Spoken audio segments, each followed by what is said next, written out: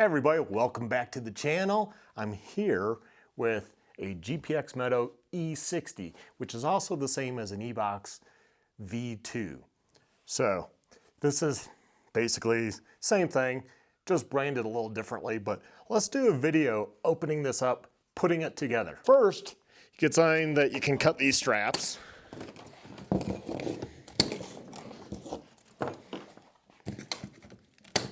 Once that's done, we get to open the box, get a razor blade.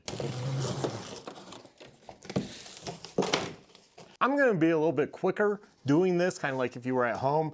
I'm otherwise pretty OCD about I cut off the flaps and I break down the box just to throw it in our dumpster. A little bit easier because we tend to have a lot of stuff we throw away. So I like to compact it just so, you know, we're not taking up the whole dumpster. We're gonna have wedges that wedge the bike in.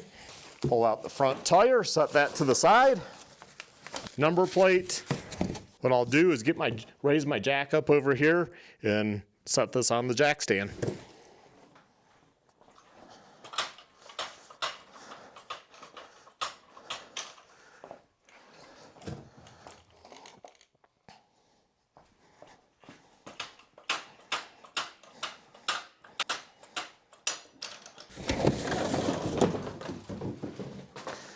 It's heavy, but manageable. Get some dikes or wire cutters, whatever you want to call them, and start looking for zip ties to cut off. Yep, nothing should come on because the fuse is not in it. As you can see right here, it's a big blue fuse, not in there. There are two more boxes out of the big box. You're gonna have your charger and the various bolts and parts. So, two more boxes. Also, all these stickers are protected on this bike. So, you start peeling, you take that coating off. It's kind of annoying and a pain in the butt. We got a pretty good deal on these right now, so contact A&M Moto Toys in Monument, Colorado. Now I get to open one of the boxes and pull out the clamps, the bolts, all that good stuff.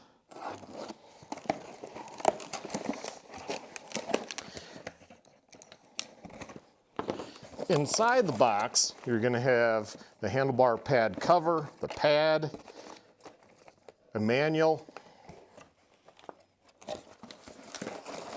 a toolkit,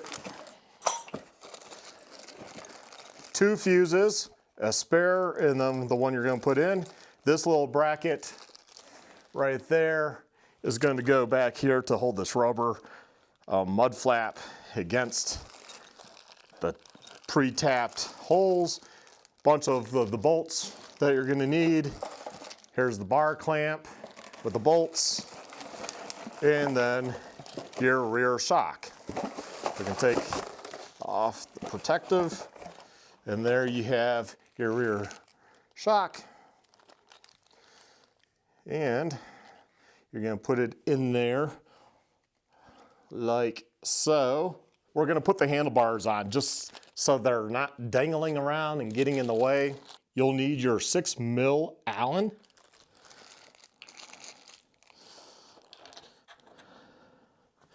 Goes a little bit easier if you have two people. Some people might want the bars back a little more, some might want them forward a little more. It's always a balancing act. Everyone's a little different. And I like to go back through a few times just to make sure. And there we have it, the bars are on. So here's the tire, this is how it comes. Nice and protected. Bad boom, bad bing. There we have it. Obviously the rotor is gonna go on the left side of the bike. There should be two spacers on here, one for either side. The longer one goes to the caliper side.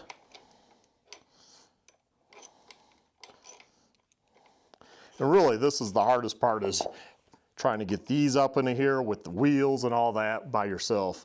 So one is just a little bit bigger, caliper side, shorter, non-caliper side. A lot of times there's a plastic piece here keeping the rotor pads spread apart. I don't see it, so maybe it fell out when I picked it up out of the box. I'll take a screwdriver and carefully spread those apart. Spreading the pads apart will make it easier to get the rotor in. I will also put a light coating of grease on here. We use AMSOIL Dominator. It's kind of like a clearish type, yellowish, I guess, grease. It doesn't leave your hands colored if you use a lot of grease working in the garage or what have you. So I like using that. It's a good grease, and we have it on hand because we sell AMSOIL. So I'm gonna put that on the axle. Here's the grease. I like it. I don't know, it is kind of expensive, but I mean, I'll have that for a long time. And you just put like a thin coat on. People like to gob it. It's just gonna squirt out otherwise. So a thin coating like that, which if you can't see it on the video, well, it's probably the right amount. So this is the fun part. We'll set that on the clean plastic. We'll wanna go like that.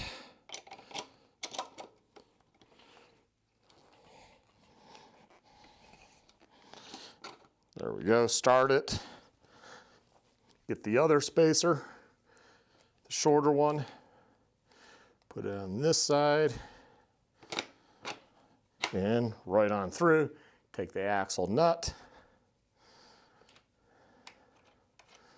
So you'll need a 14 and a 17.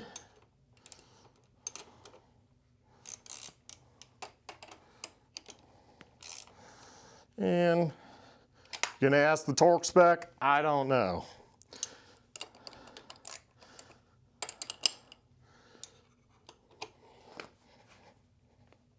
There we go.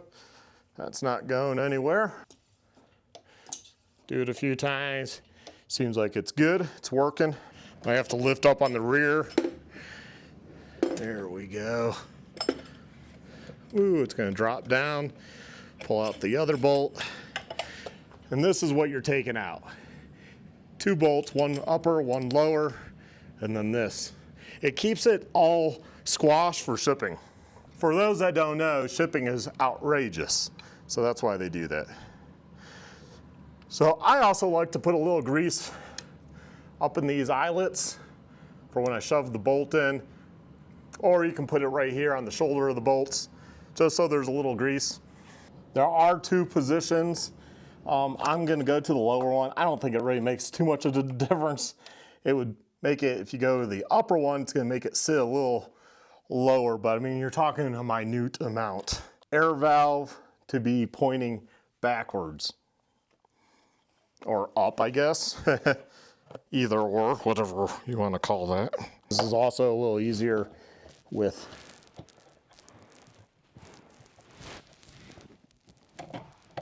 two people. Okay. Yeah, that will go down there. So the shock is on. Now we just need to put the nuts. So a 14 socket and a 13, either a wrench or socket, whatever you got handy. And by the way, they're lock nuts too, so they're not just gonna come off. So you'll take that piece of metal to the screws. I like to use blue Loctite, so we'll get some of that. So you're gonna put the screw in and then through the rubber. Take an 8mm.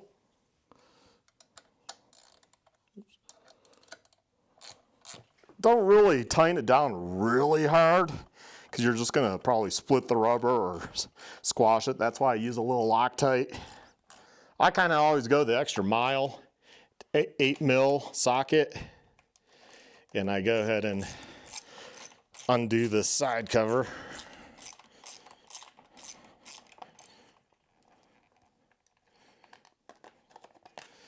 Pull that off just like that, because I'll need to do that to nicely tuck the fuse up into here.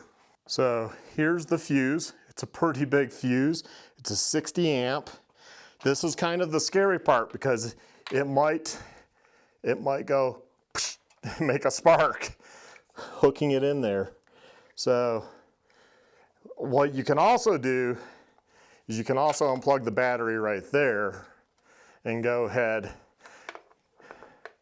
open it up, grip it from the sides, touch there, there. See, it's not going to spark because it's not plugged in. Push it firmly into place. It's going to be a little hard. And this side's going to arc either way also. It's usually just a little less scary because you're just plugging it in, hopefully pretty swiftly. And I still jump every time. Push that wire up there. Now you can see why I want to see the side, right? What's in there.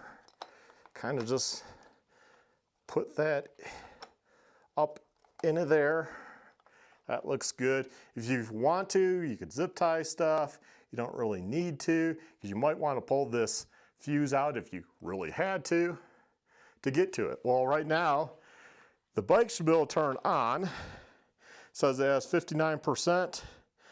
We can turn it on by pressing the button and then do the throttle. And then you can see that's working. See how instant that was with the response? I turn it, bam. Let's turn the response all the way down.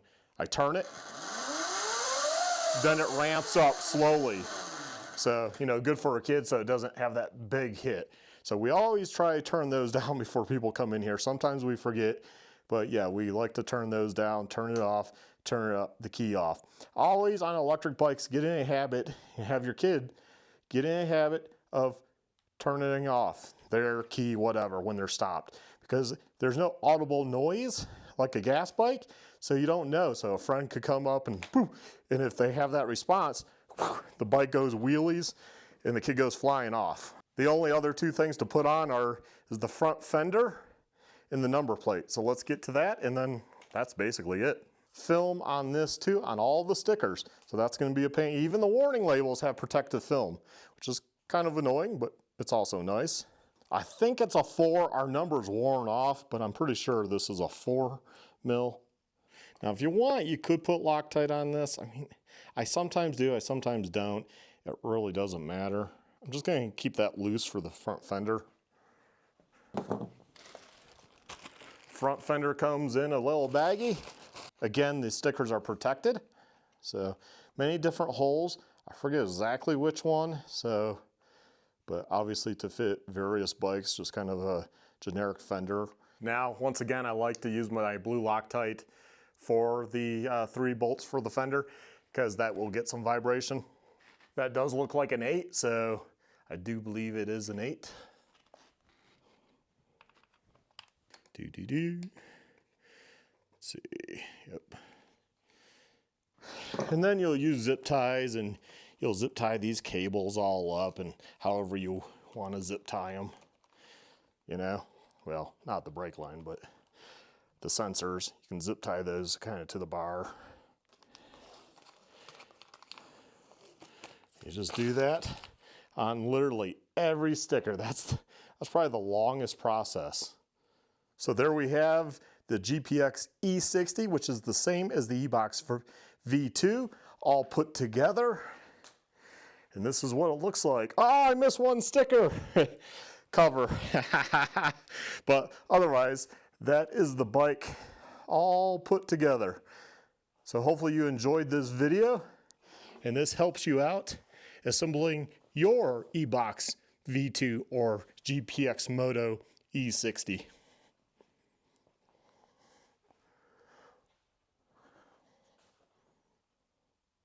Have a good one. Stay well, stay safe, my friends. Bye.